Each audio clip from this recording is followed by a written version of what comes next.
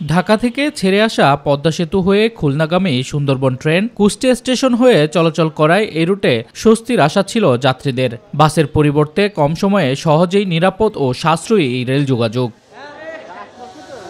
তবে ট্রেনের দৈর্ঘ্যের সঙ্গে কুষ্টিয়া কোর্ট স্টেশনের প্ল্যাটফর্মের দৈর্ঘ্য কম হওয়ায় নিয়মিত ভোগান্তিতে পড়তে হচ্ছে যাত্রীদের। ট্রেনে উঠতে রীতিমতো হিমশিম খেতে হয় নারী, বৃদ্ধ ও শিশুদের। প্ল্যাটফর্মটা এত নিচু যে 3টা ধাপ আমাদের সিঁড়ি দিয়ে আমাদের হ্যান্ডেল ধরে উঁচু জোর করে শক্তি খাটায় উঠতে হয়। আমরা যখন উঠতে যাই ট্রেনে তখন আমাদের কষ্ট হয়। নর্মাল বগিটা সাধারণত প্ল্যাটফর্ম ছাড়াই চলে যায়, তখন আমাদের ট্রেনে ওঠার ক্ষেত্রে বা নামার ক্ষেত্রে খুবই ভোগান্তিতে পড়তে হয়। আমরা দীর্ঘদিন ধরেই এই ভোগান্তিতে পড়ে আছি। এটা যদি উঁচু করে দেওয়া হয় প্ল্যাটফর্মটা, তাহলে খুবই সুবিধা হয় আমাদের সবার জন্য।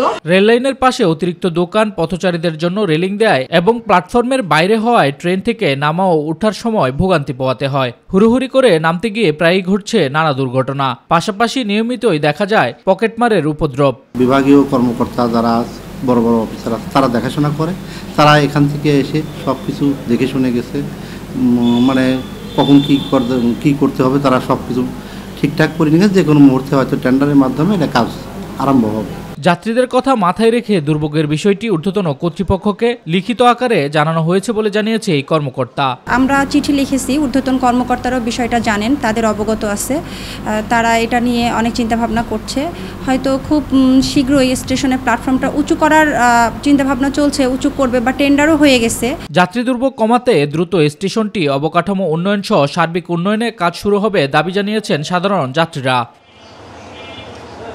শামস তাবরিজ উচ্ছ্বাস, মাই টিভি নিউজ ডেস্ক।